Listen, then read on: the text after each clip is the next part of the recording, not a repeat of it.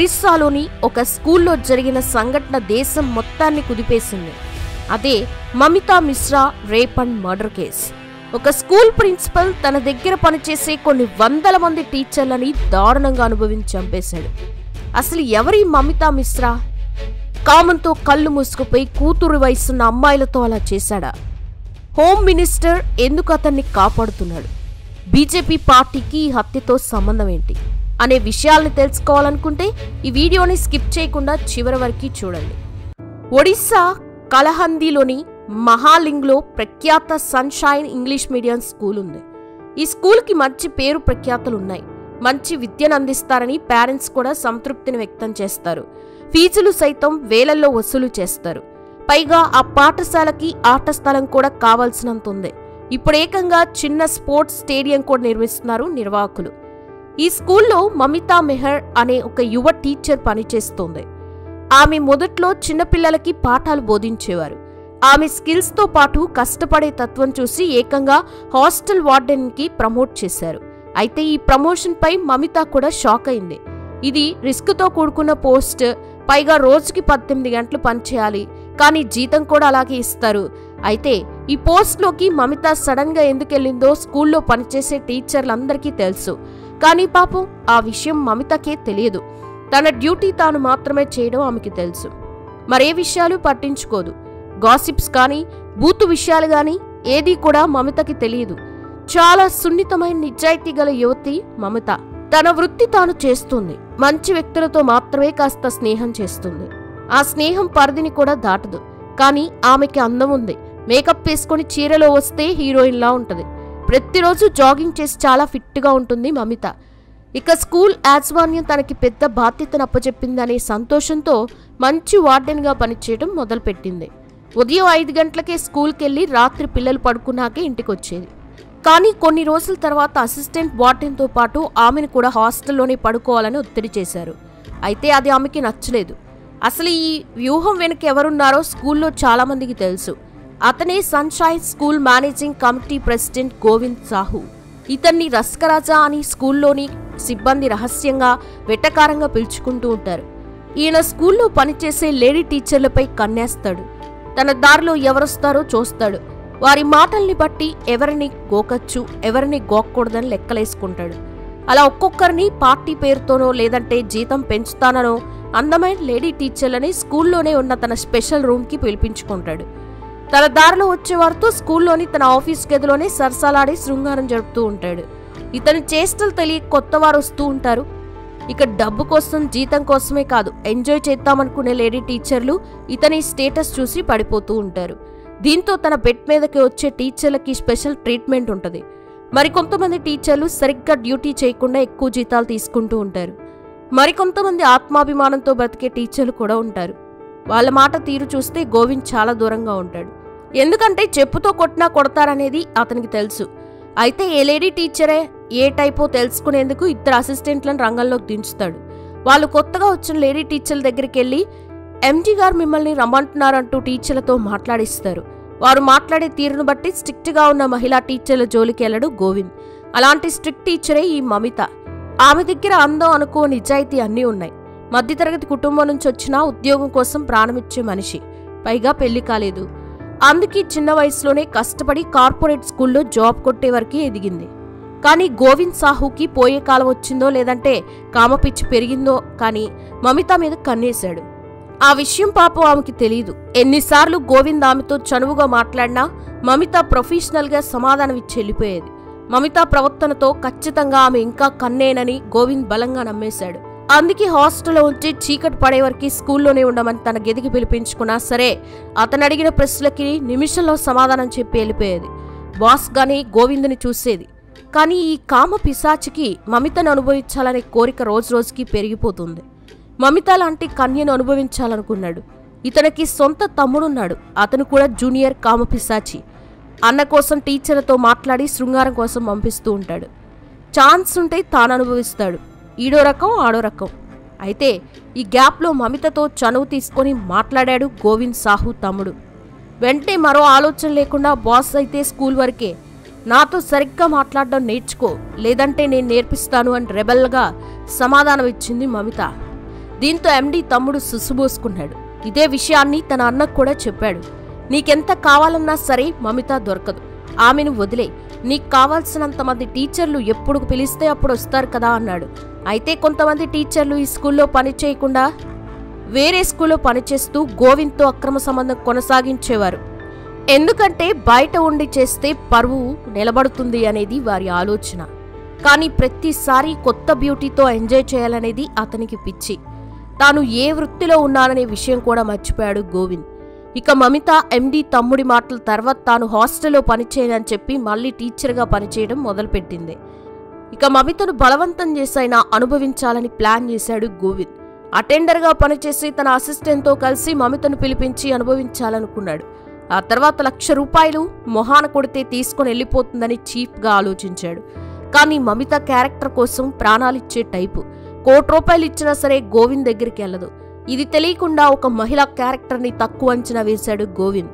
October 8, 2021 సాయంత్రం అర్జెంటుగా స్కూల్కి రావాలని మమితను పిలిచాడు గోవింద్. హాస్టల్ లెక్కలు సరిచేయాలి, నువ్వున్నప్పుడు కొన్ని లెక్కలు మిస్ అయ్యాయి, రమ్మన్నాడు. కానీ తానింటికొచ్చాను, నేను రాలేనని చెప్తే కారు పంపిస్తానన్నాడు గోవింద్. స్కూల్ సమయం కానప్పుడు కారులో వెళ్తే తప్పుగా అనుకుంటారని అవసరం లేదని చెప్పి మరీ బస్సులోనే వెళ్ళింది.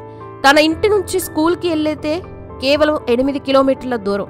ఇక స్కూల్కి వెళ్ళిన తర్వాత స్టేడియం దగ్గర ఉన్న కొత్త ఆఫీస్ గదిలోకి పిలిచి తన మనసులోని మాటను బయట పెట్టేశాడు గోవింద్. నువ్వంటే నాకు ఇష్టం, నీ జీతం డబుల్ చేస్తాను, నీకు కావాల్సినవి ఇస్తాను, నాతో గడపాలి, నేను పిలిచినప్పుడు నా రూమ్కి వచ్చి నన్ను సంతృప్తి పరిస్తే డబ్బుతో నేను నిన్ను సంతృప్తి పరుస్తాను అని చెప్పాడు. ఆ మాటలు విని మమితకి షాక్ కొట్టినట్టయింది. నేను వెళ్తానని ఒకటే మాట చెప్పి వెళ్ళిపోతుంటే బయట నుంచి గడిపెట్టాడు గోవింద్ అసిస్టెంట్. స్కూల్లో ఎవరూ లేరు, హాస్టల్ చాలా దూరంగా ఉంది, ఇక టౌన్కి ఎక్కడో ఊరి బయట ఉంది స్కూలు. ఆమె అరిచినా ఎవరికి వినిపించదు. దీంతో తను ఇలాంటి పనికి ఒప్పుకోనని చెప్పింది మమిత. ₹1,00,000 ఇస్తానని టేబుల్ మీద డబ్బులు కట్టను విసిరేశాడు. అదే కట్టను తీసి గోవింద్ మొహాన కొట్టింది. నీ కూతురికి వేరేవాడు 2,00,000 ఇస్తే పడుకోబెడతావా అంటూ ఉమ్మేసింది. దీంతో బలహీనంగా ఉన్న మమిత మీద బలాత్కారం చేశాడు గోవింద్.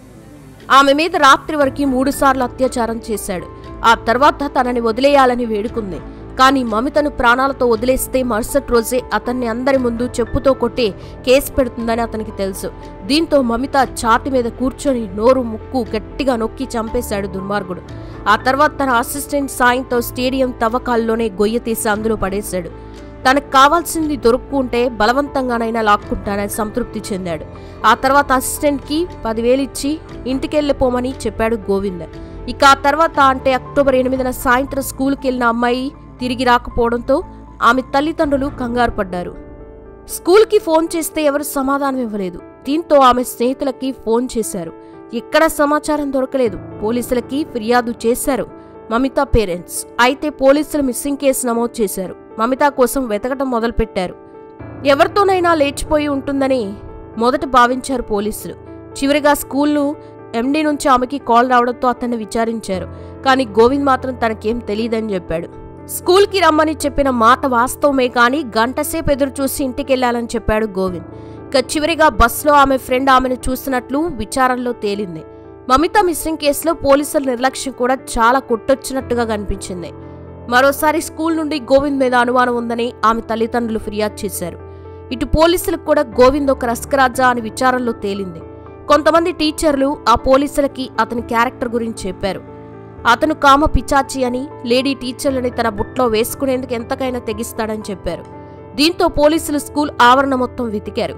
చివరిగా స్కూల్ కోసం కొత్తగా నిర్మిస్తున్న స్టేడియంని పరిశీలించగా ఒక చోట కొత్తగా తవ్వి పూడ్చినట్టుగా అనిపించింది. అక్కడ తవ్వి చూడగా కుళ్ళిపోయిన శవం కనిపించింది. కానీ ఆమె మెడలోని బంగారం, ఫోన్, పర్స్ కూడా అదే గోతిలో దొరకడంతో అవి మమితవే అని గుర్తించి ఆమె పేరెంట్స్ పోలీసులకి చెప్పారు. దీంతో గోవింద్ని అక్టోబర్ 17 ఉదయం అదుపులోకి తీసుకున్నారు. ఎన్నిసార్లు విచారించినా కూడా తనకేం తెలియదని చెప్పాడు. చాలా తెలివిగా బస్ దిగిన తర్వాత సీసీ కెమెరాలకి చిక్కకుండా వెనక నుంచి మమితని తన కారులో తీసుకెళ్లి ఉంటాడని పోలీసుల విచారణలో తేలింది. అయితే పోలీసులు వరుసగా 10 గంటల పాటు ఒకరి తర్వాత ఒకరు విచారించారు. కొన్ని చోట్ల లేడీ టీచర్లతో గోవింద్కి ఉన్న అక్రమ సంబంధాల గురించి కూడా పోలీసులు ప్రశ్నించారు. కానీ తాను స్వాతిముత్యం అని చెప్పుకున్న గోవింద్కి అతని ఫోన్లోని చాట్ని చూపించి షాక్ ఇచ్చారు. ఆ వెంటనే తనకి రెస్ట్ కావాలని, బీపీ ఉందని చెమటలు గక్కుతూ హైరానా చేశాడు. ఇక తను దొరికిపోయానని అనుకున్నాడు గోవింద్. ఆ రాత్రి 9 గంటల సమయంలో గోవింద్కి భోజనం తెప్పించారు పోలీసులు. అతనితో పాటే పోలీసులు కూడా భోజనం చేశారు. ఇక చేయి కడుక్కుంటాను అని స్టేషన్ బయటకు వచ్చిన గోవింద్ చీకట్లో పారిపోయాడు. అతను పావుగంటైనా రాకపోవడంతో బయటకెళ్లి చూడగా కనిపించలేదు. దీంతో పారిపోయాడని గుర్తించారు. ఈ విషయం కాస్త మీడియాకు తెలియడంతో పోలీసుల మీద జనం ఆగ్రహం వ్యక్తం చేశారు.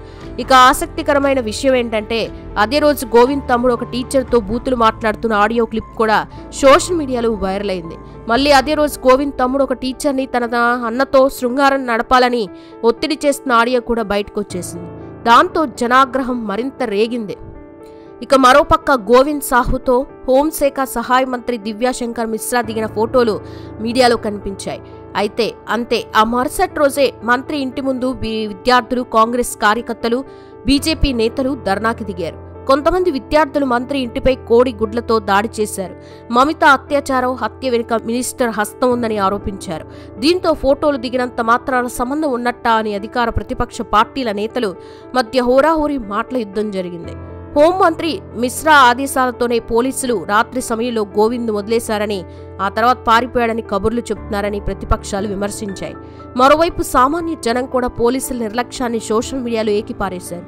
సామాన్యుడని చితకబాది నిజం చెప్పిస్తారు, కానీ గోవింద్కి వీఐపీ ట్రీట్మెంట్ ఇచ్చి మంచి భోజనం పెట్టి కొత్త అల్లుడిని చూసుకున్నట్టు చూసుకున్నారని ఎద్దేవా చేశారు. అదే ఒక జేబు దొంగ 100 రూపాయలు దొంగలిస్తే కుక్కను కొట్టినట్టు కొడతారు. కానీ ఒక అమాయకురాలిపై అత్యాచారం చేసి చంపిన దుర్మార్గుడిని మాత్రం మెత్తని కుర్చీ వేసి ఏసీలో భోజనాలు పెట్టి తప్పించారని ఫైర్ అయ్యారు. దీంతో డీజీపీ రంగంలోకి దిగడంతో తెల్లారేసరికి తన చెల్లెలి ఇంట్లో నక్కిన గోవింద్ అరెస్ట్ చేశారు పోలీసులు. ఆ తర్వాత పోలీసులు తమ పవర్ని చూపించి గోవింద్ని లోపలేసేశారు. ఇక పోలీసులున్న ఏకైక సాక్ష్యం అతనే చంపాడు అనడానికి గోవింద్ అసిస్టెంట్ ఉన్నాడు. అతని ద్వారా నిజం చెప్పించి గోవింద్ చుట్టూ ఉచ్చు బిగించారు పోలీసులు. మమితని అత్యాచారం చేసి చంపిన గోవింద్ని చట్టం ముందు దోషిగా ఎలా నిలబెడతారో, సాక్ష్యాలు ఎలా చూపిస్తారనేది ఇప్పుడు ఆసక్తిగా మారింది.